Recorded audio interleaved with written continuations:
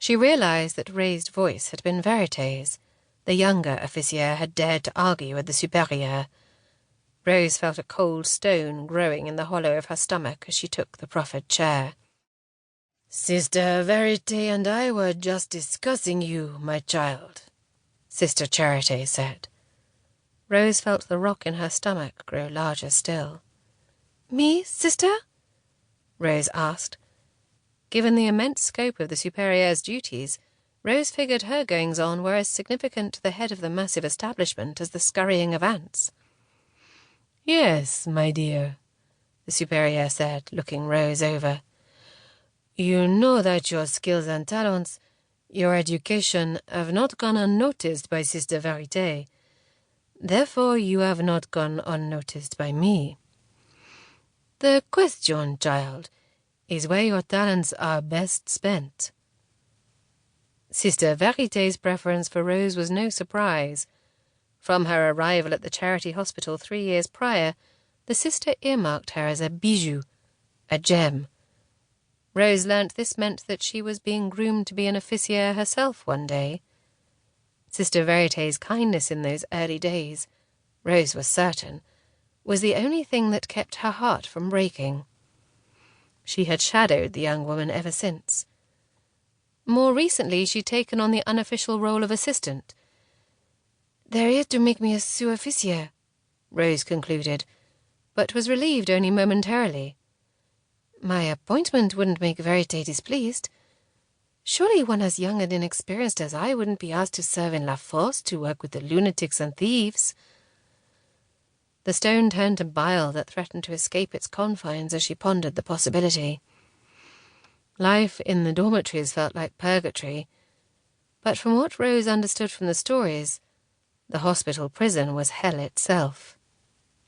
Sister Charité shifted position in her seat, seemingly adjusting her thoughts as well. "You are, without question, of great use to us here. Sister Verité vehemently supports taking you on as an officier. I have no doubt you would serve us admirably in that capacity. The king, however, needs young women to go to New France as brides for his settlers there. In his wisdom, His Majesté has ordered us to send some of our best, that they might marry and end their reliance on the royal treasury and solve His Majesty's colonial woes in one gesture. I think you would be an ideal choice. You are young, you are strong and healthy, but good worker, too." The room filled with a heavy silence as the sisters waited for some response from Rose, who stared downward at her splotched apron. "I leave the choice to you," Sister Charité said. "I suggest you consider your options carefully. I will expect your answer in the morning."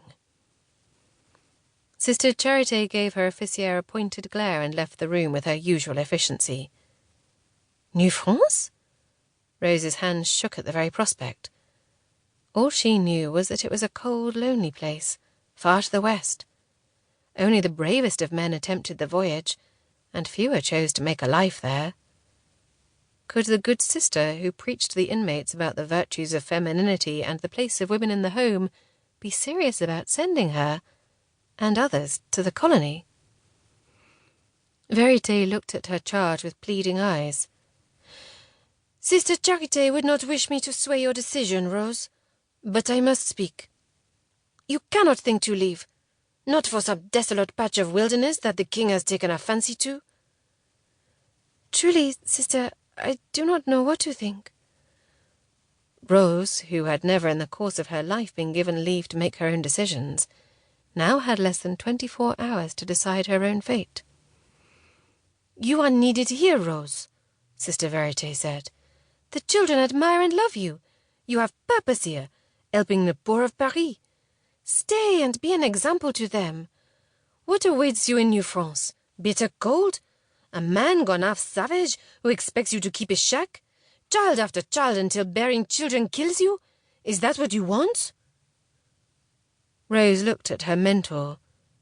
Verité's eyes shone with terror.